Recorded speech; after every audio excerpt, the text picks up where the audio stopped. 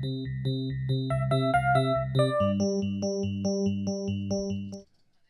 we're back. Back from where? Outer space. Back from outer space, yes. I'm Mike Aub. That's Mark Tillman. This is the 80s music podcast that you need to listen to and watch every time it's on. Mike, we have a crowd today. We have a big crowd. Yeah, let's go. Give yourself a hand.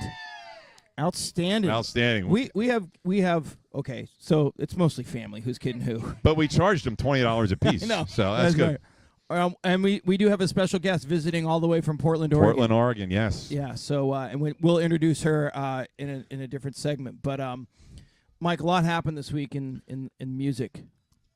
Please expand on that. Yeah, so it's a melancholy, happy trails, unfortunately, to one of 80s music's best guy. The beat singer Rankin Roger died at 56. His name is Roger Charlery. And are you familiar with the English beat in general public? I am. I can't imagine why, though. Maybe because it's your favorite band. They're certainly in the top 10. There's no doubt about it. But when we went to see them, was he there? No.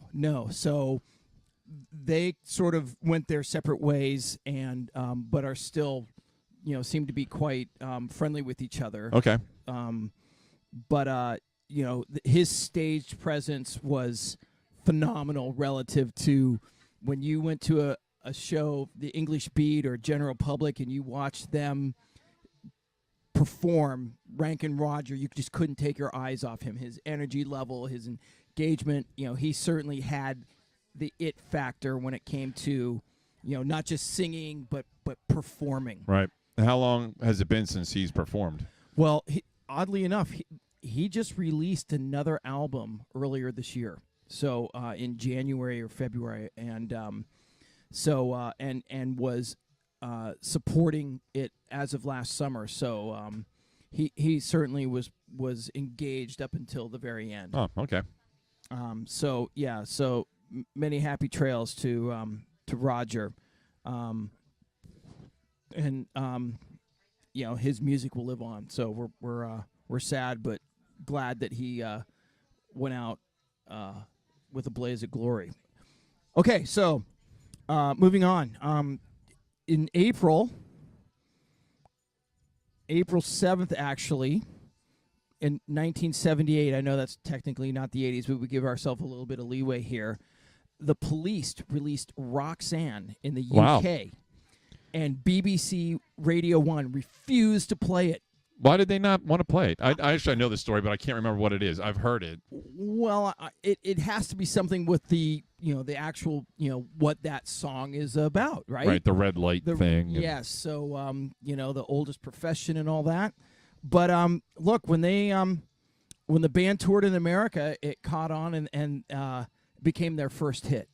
So, yes, it was. That's a good song, and of course, Eddie Murphy. Well, sure, yeah. Kinda, there's a whole nother level of popularity that song had when Eddie made it his own. Yes. And that's a really interesting segue about cover songs that we're going to get into later today. Yes, definitely. But yes, that's certainly a top-notch level there. Eddie Murphy and Roxanne. So that's a good one. Let's see what else do we have in 80s music.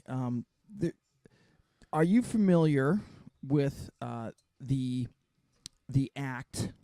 And I'm stalling here because my computer isn't really doing what it wanted to. Billy Idol. I've heard of the guy. Yeah. Yeah. Well, on April 1st of 1992, Billy Idol pled no contest to charges of misdemeanor assault and battery, and was fined $2,000. What town was this in? Los Angeles, where he was in a car with two ladies and allegedly punched one of them. Allegedly. And as they say, alcohol was involved. Billy Idol, not surprising. And but I like Billy Idol. I do too. He's so good. God, he was good. I mean, you just couldn't take your eyes off that guy. Yeah, with the whole. Yeah, he had he certainly had his the way he went about it. I'm not gonna lie to you, I enjoyed him. Okay, 1986, Bruce Hornsby and the Range released The Way It Is. Okay, not new wave. Not new wave, but a great song and a great piano player. Right. So when toured with the Grateful Dead for years, many years, yeah, and certainly has a career as a producer as well. Mm-hmm. So I really liked Mandolin Rain. That was one of my favorite songs. Yeah. So 4 hits from that album. Can you name the other 2? No.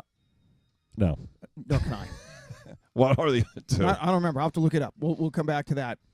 And then 1983, the second Men at Work album, which is Cargo.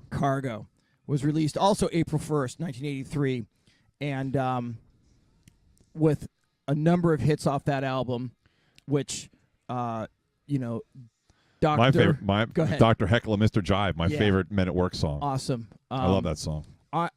I think Overkill.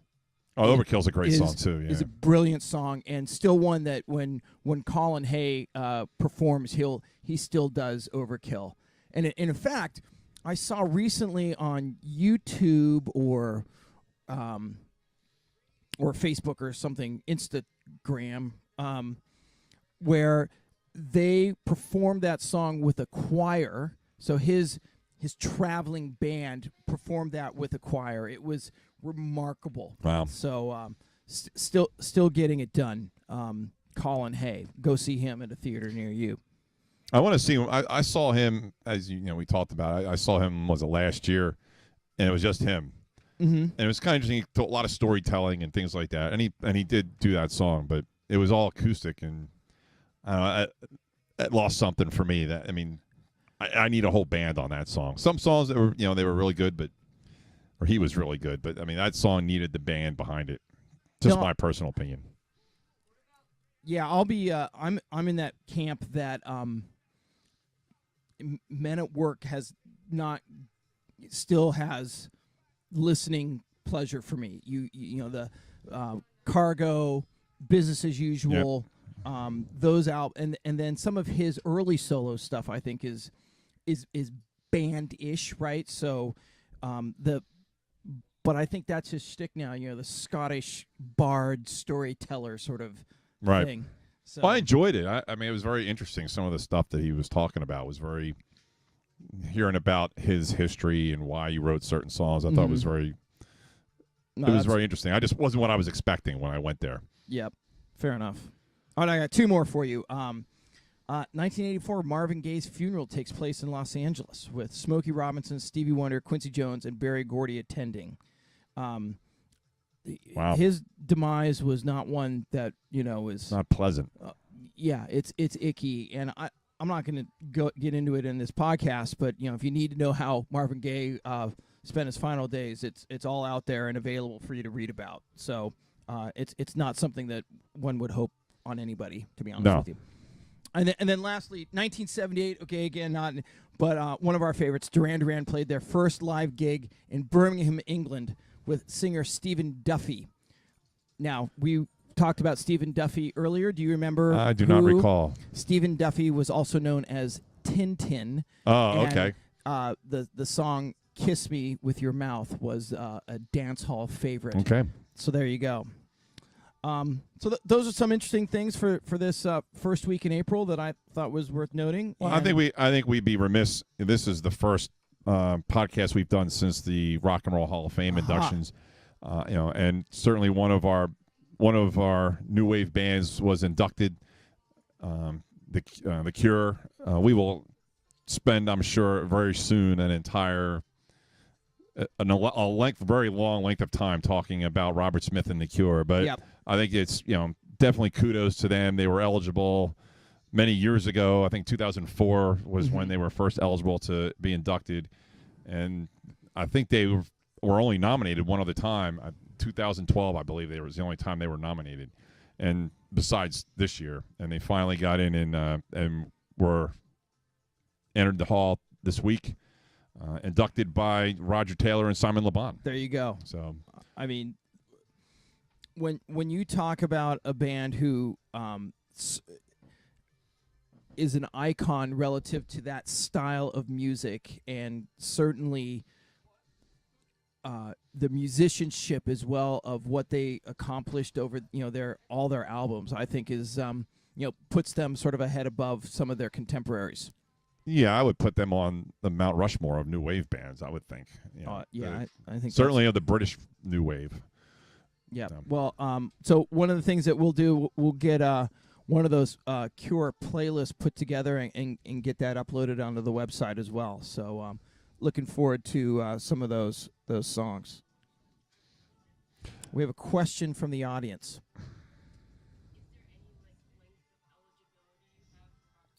You have to. Okay, the question was, do you have any? What is the eligibility for the Rock and Roll Hall of Fame? And the answer is you have to have released an album, at least, or a record, or CD, or a recording. I believe it's 25 years, right, Andrew? It's either 20 or 25 years.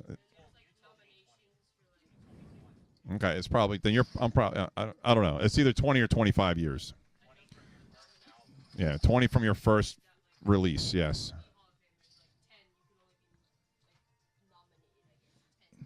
You can be nominated as many times as you want.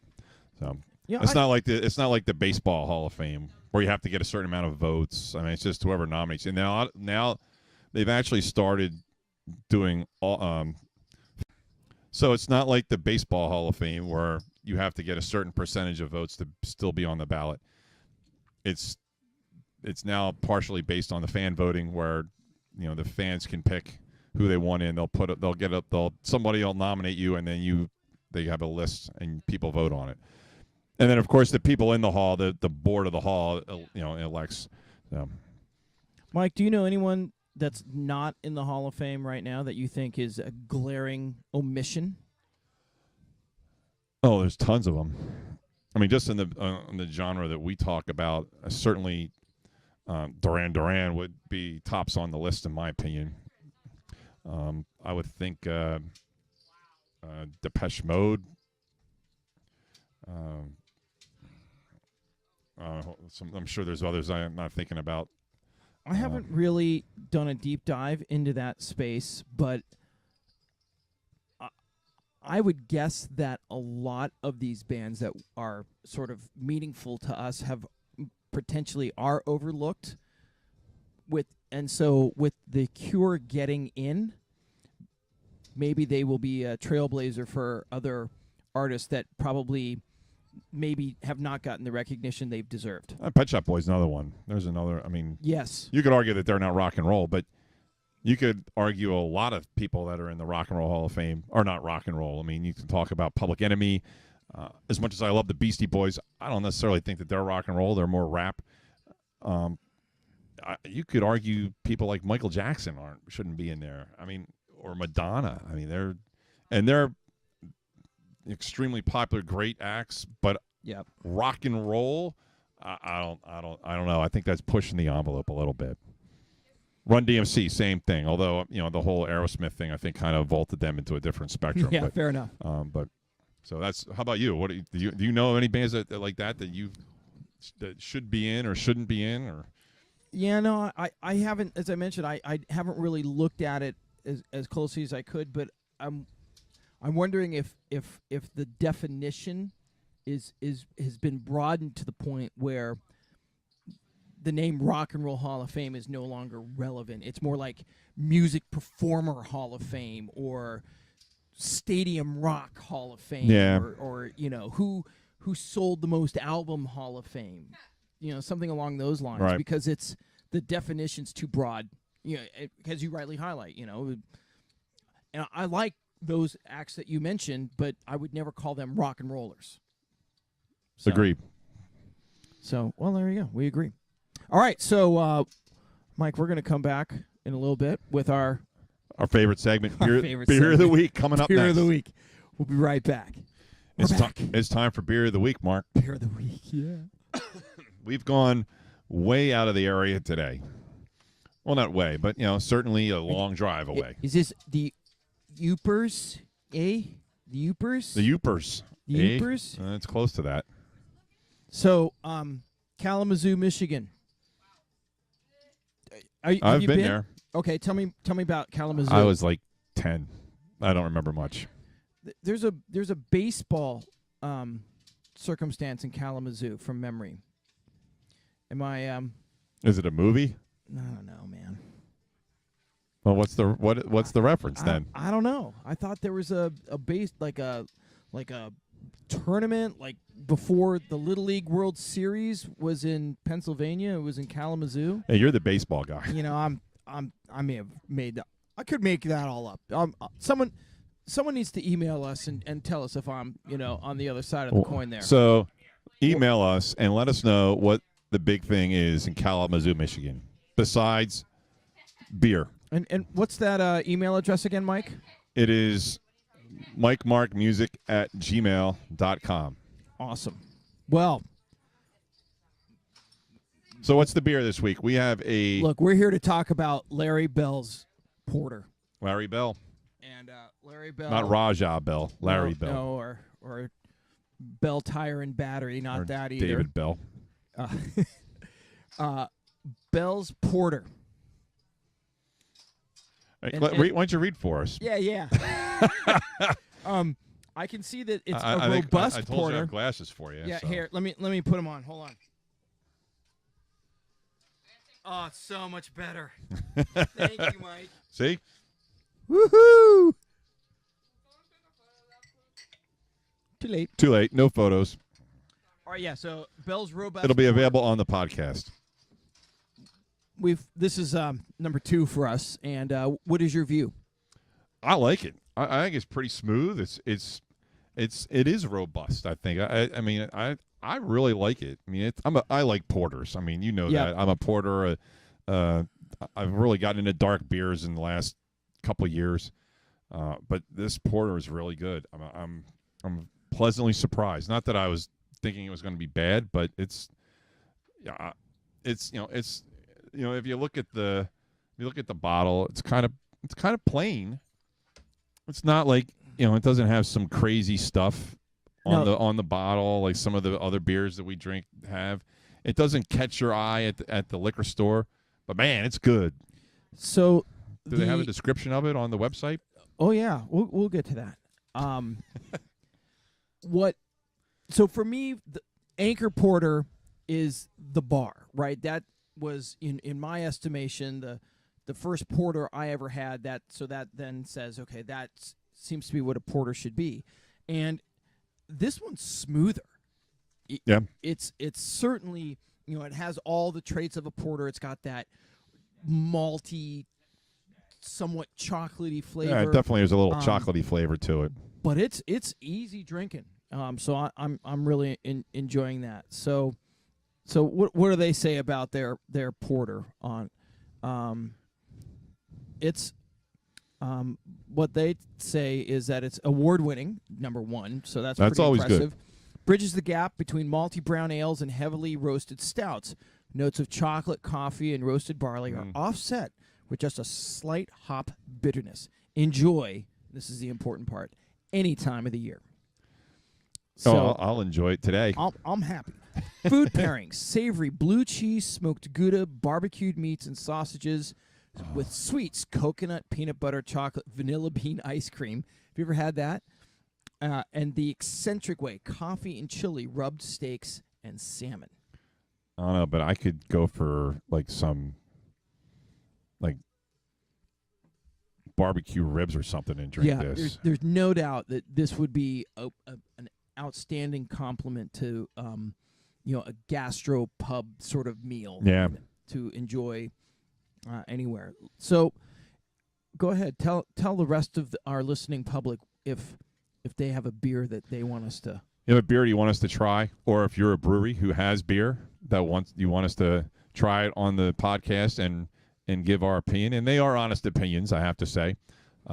We like beer, though. We're not, come on. Contact us through the Facebook page.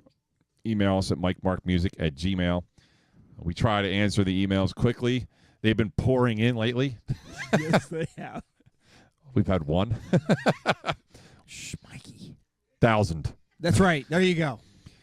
And we answer every one with the same enthusiasm that you see up here. That's right. Fist bump. Now, look, we're not going to review your beer if we don't like it, man. If we're drinking this beer here, it's because we're going to sing its praises. So let's go, people. Get us sing out because we're gonna support your efforts. Trust me. Exactly. All right, so we'll be back with our discussion of the week, and that is going to be new wave cover songs. Well, yeah, that's going to be a good one, and we're going to bring in our special guest for that as well. Yes. All right, we'll be right back. And then you have to actually speak into it. I have to hold it. And yes, there you go. There you go. Right. There we go. Hey, we've got a guest. A guest. Sherry Turgerson, all the way from Portland, Oregon. Actually, that's not fair. She's from the Couve. Vantucky. So, by way of introduction, I've known Sherry since I was a sophomore in high school. That would be 1985, 84, 85, something like that. And, I'm old. I'm older than them. Yeah, you were already in college by then, weren't you? I already had 5 kids. Yeah, and, okay. Let's not get carried away. No, I wasn't in college. I graduated in high school in 85, so. Oh, okay. Just a little bit ahead of us. So bit. The great thing about Sherry is that she's practically been there for every momentous occasion in my life, starting with picking us up at the Crazy Eights concert in the limo. In a limousine. So go ahead, tell that quick story, and then we'll get into it. My parents I think they won a limousine ride in some sort of auction. And my friend Kelly and I, who are friends with Mark and his Kelly whole Tejada. crew, Kelly Tejada, Hawaii's own. Hawaii's favorite of all favorites. Yep. Beautiful Kelly. We were with our parents, and they stopped and wanted to go in and get drinks. So we asked if we could drive. We asked the guy, who's the owner of the limousine, limo, yeah, if we could take it out. And I can't believe he said yes. So we took that out down to the concert. We were going to join these guys after this limousine thing. We took it down to where they're all in line to get tickets. So there were like 6 of you, right? This was back in the day when you could actually line up and get tickets before the show, right? So I you got love those there, times. So if the doors were at 8, you showed up at 6. Yeah, so we had 6 guys waiting in line. Kelly and I drove up in the limousine. 6 nerds. Okay. We We were not the creme de la creme. We were like, we're gonna go see this show. It's gonna be awesome. But so I'll tell this part from my perspective. So the line went around the block, and so here comes this limo, and everybody thinks it's the band. And the window goes down, and it's Sherry with the hat on. And Kelly and I are both wearing the limousine driver hats. And they're like, get in. And so we got in, except we left one dude to get the tickets. We drove around. What? Oh, I think that was by just the last person Yeah. that didn't like figure out that we were going to be Yeah. rock stars for 2 minutes. So we drove around Portland for like 20 minutes and came back. Our tickets were purchased, and we went in and had one of the best shows. We it was danced so long. like It was we were great. being thrown in the air. I think some of us landed on stage at one point. It was brilliant. It was an The amazing Crazy show. Eights, They are great such a good Northwest show. band. Yeah. Brilliant. But you know what they didn't do? They didn't do too many covers songs. They performed and wrote their own music, which is phenomenal, by the way. Yeah. But what we're going to talk about in this segment here are great cover songs, either bands from the 80s that covered songs and sort of made it their own, or we could go the other way, bands of more recent iterations who have covered songs from the 80s. So, and we're going to take it a step further. Some of those songs are going to end up on our deserted desert island. Well, they all are for me. Oh. I got at least 3 songs that I'm going to put on my deserted island that are cover songs. Okay. Well, I'm going to save that obviously for that. You're segment. not gonna let that cat out of the bag. now. Okay. No. All right. So why don't you start then with sort of your JV cover songs that are, but still good, that we enjoy. Okay. There's a lot of songs that I've done the research for that I didn't even know were cover songs. That's the way of it. And that's the great part about doing what we're doing is doing the research and saying, wow, I didn't know The Tide is High by Blondie was a cover song. That was from originally by the Paragons in 1966. Yeah, Who rock knew? steady band. Who knew? Yep. I never knew that. as far as other songs, I mean, I was a big. I loved when it was the original of Venus from the Shocking Blue, and then Bananarama covered it. Yeah. I actually used to have the 45 of the Shocking Blue. Now, I was version. unaware that was a cover song. David Hasselhoff, Hooked on a Feeling. That's another one of my favorites. Of course, I jest in that. Okay, full disclosure, we actually heard Hooked on a Feeling on the way over here. Wow. The David Hasselhoff version? No. I highly suggest all of you to watch the video of the David Hasselhoff version. It is amazing. David Hasselhoff can fly. I don't know if you knew that or not, but he can fly. The Hoff can do just about anything. Angels fly with him in the video. That's how good he is. Do not hassle the Hoff. But anyway, so they're kind of getting off topic. Hooked on a Feeling was in a movie recently. Do you remember which one it is? I have no idea. More than likely, I didn't see it. Guardians of the Galaxy. Oh, I did see that. Oh, that's what we heard. Okay. Paul Young, Come Back and Stay was a cover, which also I didn't know. Obviously, one of my favorites, Take Me to the River by the Talking Heads. Yeah, that's a great. Was a great cover. Al Green. Certainly on the list because the original of that is equally as good in my estimation. Right? Oh, absolutely. I love the original. Yep. Bow Wow Wow, I Want Candy was also a cover, which I knew that going in, but I can't remember the name of the band. And I know, we're both big fans of the Pet Shop Boys. They've done numerous covers. Mm-hmm. You might see one or two of those in my Desert Island disc. Right.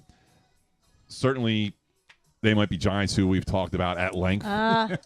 They have quite a number. One of those will definitely be showing up in my Desert Island. The Statue Got Me High?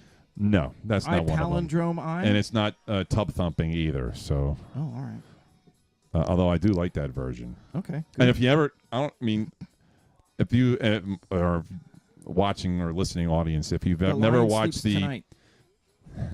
Yeah, that's kind of a cover, isn't it? That's a really interesting take that's on a kind that song. Yeah, I love that song too. Yeah. In the spaceship, Apollo 18, I believe, the right? Silver Spaceship. The Lion Takes Control. Yeah.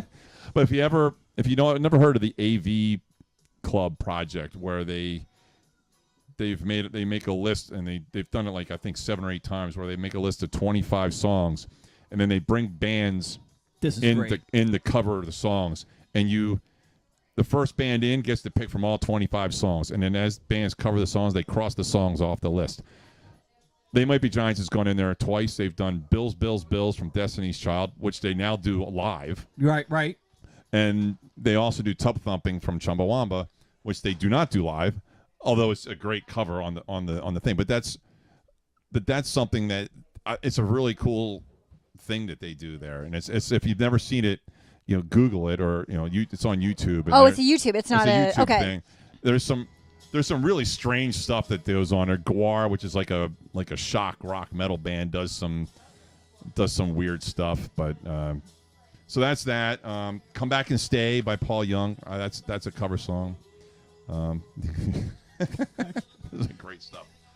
It's sort of not fair because so to pull the curtain fully back, when we are recording this podcast, you don't get a chance to hear this because there'll be all kinds of issues, trust me.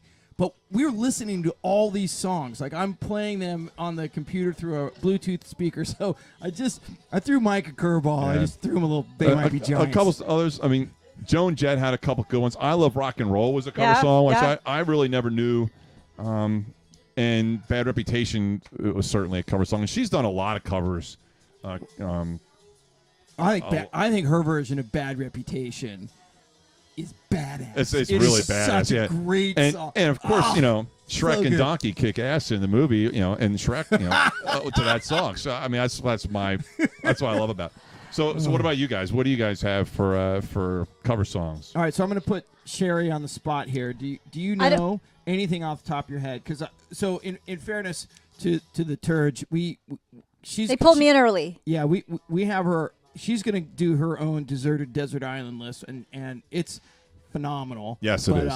We're going to go with a couple of cover songs that I think, and so you'll have to forgive me if these get repeated, but I thought the Pet Shop Boys, You're Always on My Mind, was a great version of Willie Nelson's original. and then I'm going to correct you on that, but I'm going to wait and correct you later on that. ooh, because that's Willie Nelson maybe didn't do He it may not have originally. been the original. Oh, okay. May or Well, may not have been. very well. Although he may have been the most popular. Yep. Now, this is controversial in New Jersey, but to suggest that Frankie Goes to Hollywood's version of Born to Run is very good Oh, it is very good. and potentially more pleasing to the ear, in my humble opinion, than the original. That's because the person who's singing it can actually sing. Well, so you're Not to dime out Bruce Springsteen's voice. I'm I treading am very not one of lightly here Bruce- because I know I am not one of Bruce Springsteen's you know, high supporters. We have to be, you know, he's practically, you know, Neighbor. well, Ashbury Park is not that far from where we are recording this. However, he's not everybody's palate, but around here, he's Jesus walking the planet, Yeah. right? He's a lot of people's palate. Around here, you either love him or hate him. Okay. It seems that way, at least. And most people love him. I'm not one of them. Okay. Although I will say I would like to go see him play live because, I mean, he doesn't stop playing. I mean, he plays for 4 hours Well, straight. your option now is to go see him on Broadway because he does his show like as a acoustic and just playing. I wouldn't want to see him acoustic. All right. I'd want to see him with the whole band. Of course, now that Clarence Clemens is gone. We're definitely... Yeah, sorry, off topic. So, We've never done that before. so what do you think about Don't Be Cruel's or Cheap Trick's version of Don't Be Cruel versus Elvis Presley? I like the Cheap Trick version. Is it better than Elvis? I'd say maybe a little bit. Okay. I'll throw another one up there for you. Don't Be Cruel. Sorry. Mercy, Mercy Me, Robert Palmer or Marvin Gaye. Oh, I love the Robert Palmer version. I really like Robert Palmer. But that song in particular, I really like. How about, do you like that one better? You brought it up, so I would think you like it at least. Well, I don't think I like it better than Really? Marvin Gaye's version, but he's really good. Yeah. Okay. And That's then, the second time Marvin Gaye's come up. Yeah. So Hot topic. God rest his soul. Okay, so a couple of pay it forward circumstances. No Doubt did a version of "It's My Life." Oh, I thought that I was totally very forgot good. about that song. Yeah. Very good. Right. I do like the original though. Right. So Talk, great Yep. band, probably underappreciated. And then, do you remember the movie? It's a '90s movie, and it's a takeoff on Taming of the Shrew. And if Karen were here, she would tell me 10 Things I Hate About You is the name of the right. movie. Oh, I love that movie. And I know I've seen it because I've been made to watch it. Along with many Hallmark movies. so this is not a Hallmark Channel I know circumstance, it's not. but it is. But a it kind of reboot runs in there. of the Shakespeare's Willie Shakespeare's Taming of the Shrew. Well, Dexy's Midnight Runners, of course, Come On Ooh, Eileen. Yeah. But Save Ferris did a better version of the song. I'm telling you, it's Oh, better. Come On Eileen? Yes. I don't think I've ever heard that. Oh, it's so good. That song is so wrong, by the way. I haven't really listened to Right. the lyrics. The lyrics? You need to. You should listen to the lyrics. So if are- you really listen to the lyrics, it's kind of So it's wrong. Are you saying it's a 16 candle circumstance where it just doesn't hold water in today's? Oh no, I still like the song, but if you really dive into the lyrics, you'll figure it out. Oh dear. Okay. Well, there's my homework's been set. And then, but my favorite cover song is by the English Beat. Of Tears course. of a Clown, which was Smokey Robinson and the Miracles. So, and each version exceptional. You can't, like, when you play Smokey Robinson's Tears of a Clown, it gets you in such a great mood, even though the song is actually quite sad. If you listen again, Oh, yeah, one of those absolutely. words or songs where the lyrics are like, oh, but then the English Beat crushed it when they did it themselves. So They did. You've played that for me. I think it's a great song. Yep. It's a great cover. I think it's better than the original. Okay. I think. You don't like that wall of sound? No. All right. Well, there you go. All right. So you've had some time to consider My cover song. cover songs. I can't. I don't think I can pull them right out of the top of my head. I have to have research. All right. Well, You've had all this time to research. He didn't tell me anything about me being involved in the cover song segment. Okay. Well, Fair you enough. are going to be involved in your deserted desert island. I will do that. So And you're going to go first. you're going to go first. Okay. Because we are thrilled to hear these songs. Okay. So while we get ourselves organized, we'll be right back. Hey, we're back, and it's time for Deserted Island Discs. That's right. So our special guest today gets to lead us off. Okay. I'm picking. My assignment is to pick 3 songs that I would want to take with me to a deserted island. Is that correct? That you want to listen to, you can listen to over and over, Over and over for again the rest of my and make you feel awesome. Okay. Go like this. There you go. No, Mike. There you go. Okay.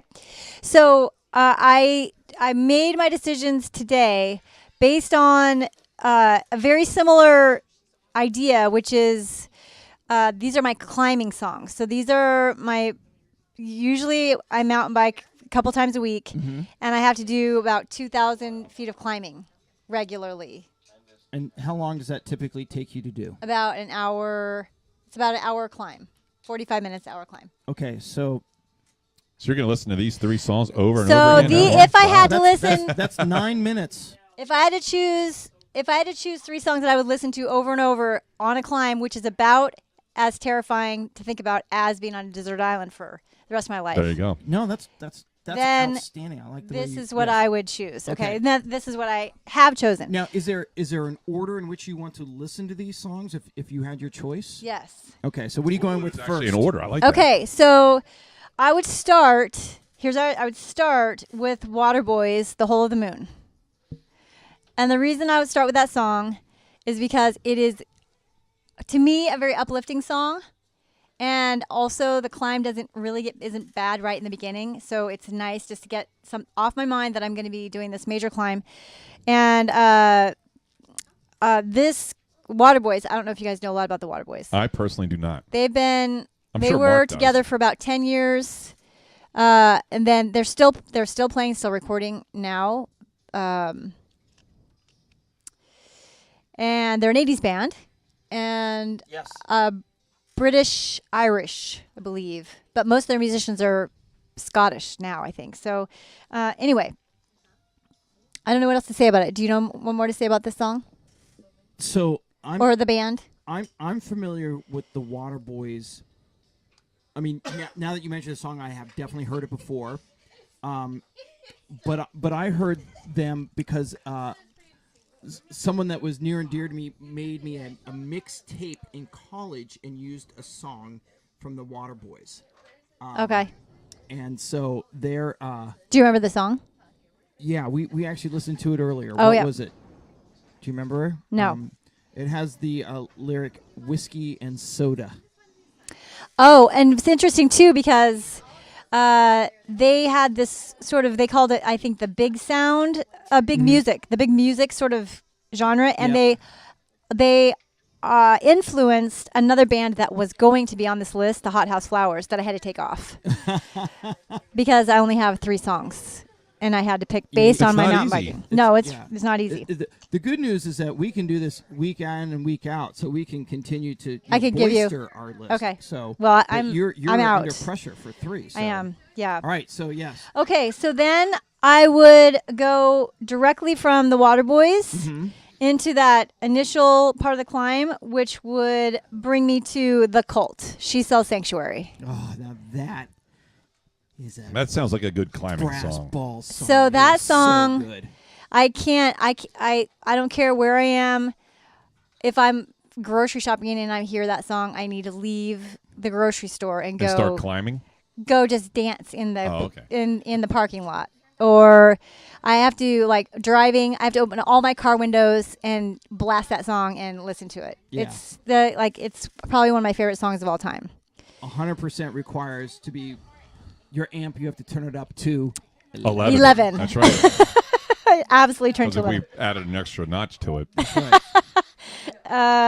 Do you have any? Do you guys have anything to add to my second Well, pick? I will say this much about the Cult, and we discussed this, before we, earlier tonight, the three of us.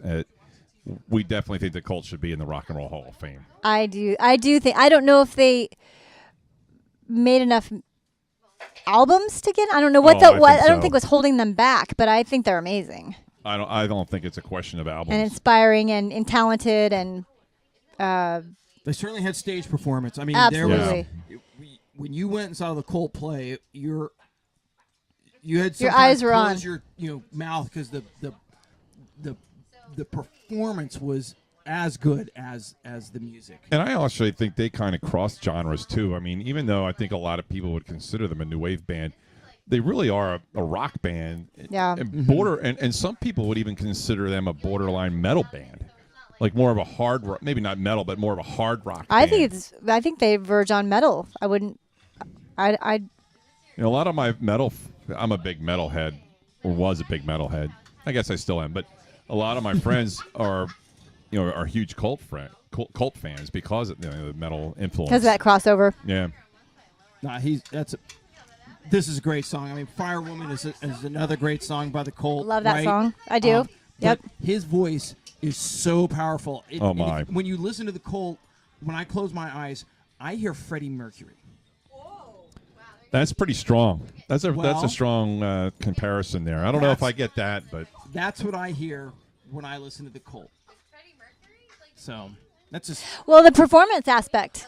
The performance aspect. sure that, but when you listen to him sing, There's similarities to the that. range and the power of his voice is That- reminiscent of Freddie Mercury. I can see that. I can see that. So there you go.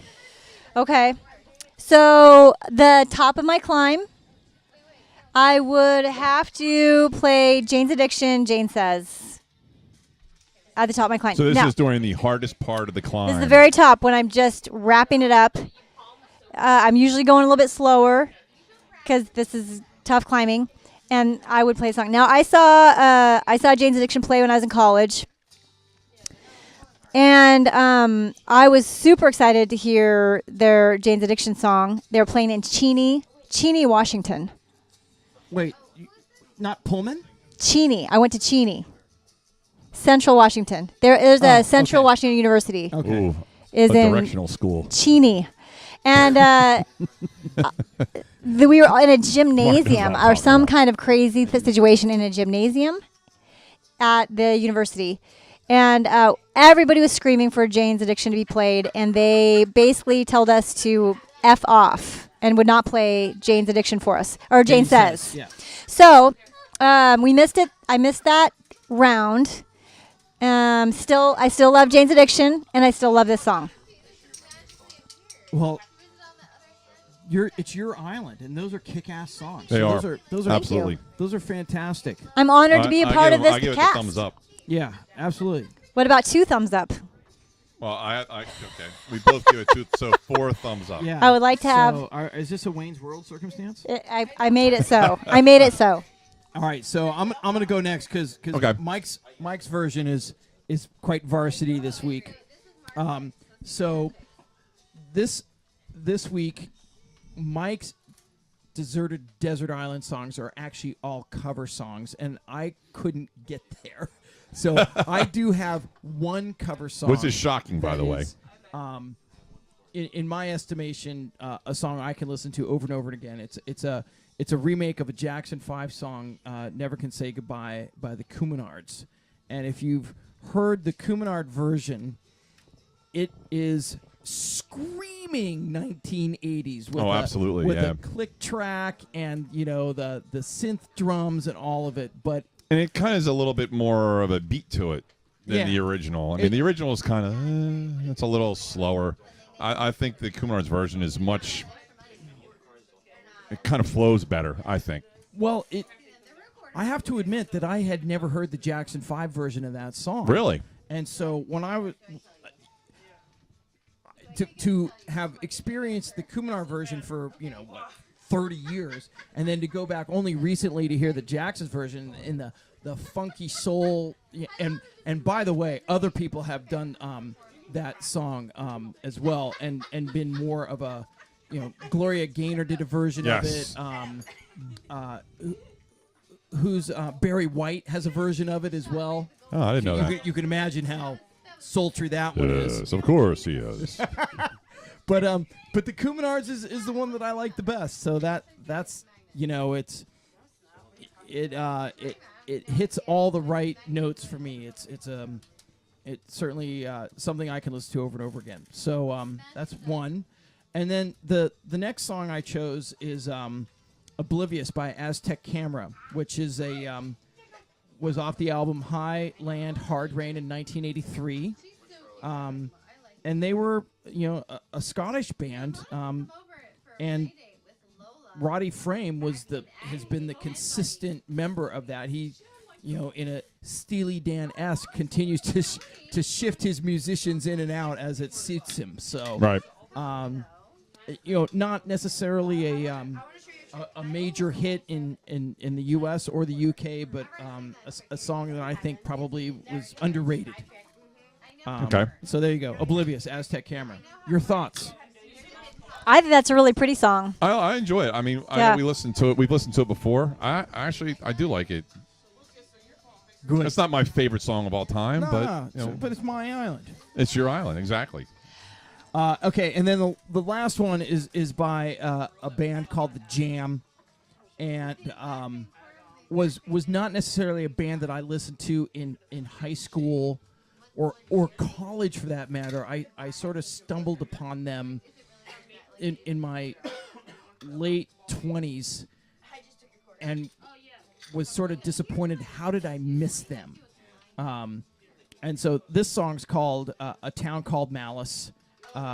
It was released on the album called The Gift in 1982. It was the first single from this album. The principal singer is Peter Weir, who's had a number of different bands, and certainly had a solo career of note. Another popular song from them is That's Entertainment, which got a reasonable amount of airplay, mostly on college radio, and then REM came on next, right? So you probably overlooked the Jam. But what's notable to me is that it was a British #1 hit in 1982. It did get the #1. I mean, it's a good song. Don't get me wrong. I like it. Yeah. I have it on I have a new wave compilation disc over there somewhere, Rhino Records, and it's on that. And so it prevented the Golden Brown by the Stranglers from reaching #1 in that early period in 1982. So yeah, the Jam. Do you remember the Jam at all, Sherry, or any of those songs? Was it? I mean, so when growing up in Portland, Oregon in the 80s, a lot of this music was not available to us. So, like, you had popular music, you had jazz, you had, obviously hard rock and stadium rock, but this sort of stuff was all really, either thrust upon me by Mike Cox, who somehow knew all of this stuff. He was the Flock of Seagulls lookalike. Or Big Audio alternative, Dynamite, right? All that kind of stuff, right? Tim Strelchin, those dudes, they knew more about music than I could ever hope to. But it wasn't really till I went to Loyola Marymount and listened to KROQ and some of the alternative radio stations from San Diego and San Francisco. I was like, completely blew my mind. But so the Jam. Yeah, I think there was a group of us that thought we were pretty alternative and realized how much more the world had to offer later. All right, so those are the 3 songs I'm adding to my my playlist. Mike, go. Okay, so I have 3 cover songs on mine. So the first one I have is the song that Elvis Presley recorded in the 60s. It was actually his last #1 single, which was "Suspicious Minds." Oh, that's such a good song. Yeah, a great song. Waylon Jennings also covered it in '76. Dwight Yoakam covered it in 1992. Actually, the person who wrote it, Mark James, wrote what will be the next song on my list also, or helped write it. Supposedly, Fine Young Cannibals are the ones who covered it. That was my favorite. That was my favorite that I know of. Roland Gift apparently says that Elvis came to him in a dream and told him to cover the song. Supposedly. I don't know. That might be a bunch of baloney, but who knows? When you have frogs hopping in a video, it doesn't surprise me. Right. So, that was 1985. I really like this version of the song. I mean, somebody actually, when I was researching this weeks ago at work, a guy I know is a big music fan. He's not a big new wave guy, but he's big into music. Mm-hmm. And he's like, well, do you know Suspicious Minds by the Fine Young Cannibals? I'm like, no. And the first thing I did was look it up, and I was like, wow, this song's awesome. Oh, really? Yeah. Like, I didn't know this song in 1985. I mean, I never knew it. So I'm like, and it certainly is. I mean, I love Fine Young Cannibals. So I just the didn't. Fine Young Cannibals were one of those bands that got a ton of airplay on KROQ and some of the alternative, in air quotes, radio stations in Southern California. So Shannon Kavanaugh turned me on to this song in high school. She also had a few alternative music expertise under her belt. Yes, indeed. And she was cute. No doubt. Okay, so we'll leave that before anyone gets in trouble. That's right. Most notably Mark. So my next song is a Pet Shop Boys song, which we talked about earlier, which is always on my mind. Certainly made famous originally by Willie Nelson in the early 80s. Actually, and the Pet Shop Boys released their version in 1987. So the question we had was Willie Nelson the original? He did not write the song. It was written by Mark James, who did Suspicious Minds, and he wrote it for Elvis Presley. Elvis. So I had no idea. Yes. Although it was originally recorded and released by Elvis, the first person, I don't know, actually, B.J. Thomas was involved somehow with that song too, which, oddly enough, B.J. Thomas also did a cover of Suspicious Minds. Mm-hmm. So the Pet Shop Boys actually recorded it as a homage to Elvis because they released it, I don't know if it was on the day or certainly the year of the 10th anniversary of Elvis's death. Oh, okay. So I think that's kind of where that happened. The song's been, it's been, people, not me, but people have called it like the best cover song of all time, I think. Well, when you search it up, you see all the people that have actually done it, right?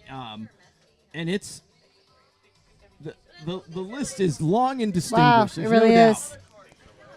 So it's been 4 weeks, number one in the UK. Yeah, and which is pretty long. And actually, I think it reached number 4 in the US. So that was my second one. I don't know if you guys have any comments on that song. Probably not. In my estimation, the Pet Shop Boys can do no wrong. They're amazing, and I think they did a great job with this song. Oh, yeah. I agree with you. The Pet Shop Boys can't do wrong with me either. Yeah. My only regret of the Pet Shop Boys is I've never seen them, and next time they come anywhere near here, I plan on changing that. And I'm sure maybe I can drag you with me. Count me in. Right. Count me in. My third song is a They Might Be Giants song. It was originally written in 1953 as a novelty song, which commemorated the 500th anniversary of the fall of Constantinople to the Ottomans. Mikey. I'm serious, though. It was. So it's Istanbul. Not Constantinople. As our audience all knows, our audience are all big They Might Be Giant fans. It was originally performed by the Four Lads. Now, this version is, I don't know if you ever heard the original version? No. No, it's a novelty record, so it was kind of like a Dr. Demento type of thing. Like I remember the first time I heard this song was on Dr. Demento, and I heard the original version. So when this version came out, it was a great version, but I don't think too many people knew that it was a cover. Oh, the Four Lads. There it is. Yep. Yeah, well, so, yes. and it's a little slower, you'll notice, than the They Might Be Giants version. So this song was on the Flood album, 1990. Sorry, in a time warp today. Didn't peak very high on the singles chart, but it got a ton of college radio airplay. I mean, it was this song and Birdhouse in Your Soul from that same album got a ton of airplay at Catholic U, which is where I went, and it was kind of my diving into They Might Be Giants was this song and Birdhouse in Your Soul. So, so it says, we're listening to the song now. It's a lot slower than the They Might Be Giants version, and a lot different. So, did you know that they did a second version and put it on another album, Severe Tire Damage? Were you aware that it's there's another version on Severe Tire Damage? Really? Yes. So that's one of the few They Might Be Giant albums that I do not have a copy of. So in one form or another. There you go. I love to throw They Might Be Giants knowledge to Mike because it makes me feel good. We go back and forth with They Might Be Giants, actually. Henceforth, you didn't know that this was from 1930, whatever I said, 53 or whatever. Yeah. Well, when did they rename it? Do you know? No, I don't. Do you? 1930. And why did they rename it, Mike? Well, even Old New York was once New Amsterdam. Yes. Why they changed, I can't say. Hey, people just liked it better that way. So, on that note, we want to thank our fans for coming out today and supporting the podcast. Yeah, clapping to our fans. We want to thank our guest, Sherry Turkison, for joining us. Thank you. I'm honored. So if you have Deserted Island discs you'd like to send to us, we will certainly read them on the air. Please, feel free to contact us on the Facebook page, on our website, and our email address. Wait, are you going to check your emails? We do check our emails, and we have lots of emails that we've answered.